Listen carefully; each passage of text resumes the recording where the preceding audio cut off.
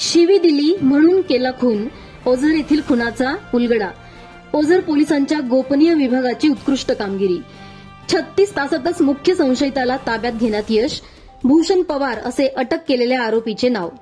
Police अधीक्षक विक्रम Deshmane, upper police अधीक्षक Aditya Mirkhelkar, police उप अधीक्षक हरीश खेडकर यांनी काल घटनास्थळी भेट देऊन आरोपीला पकडण्यासाठी पोलीस निरीक्षक अरुण धनवडे यांच्या वतीने ओझर पोलिसांचे एक पथक तयार केले होते.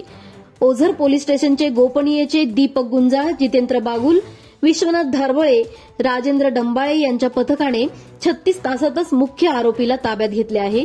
शिवी दिली म्हणून खून केल्याची आरोपीची कबुली.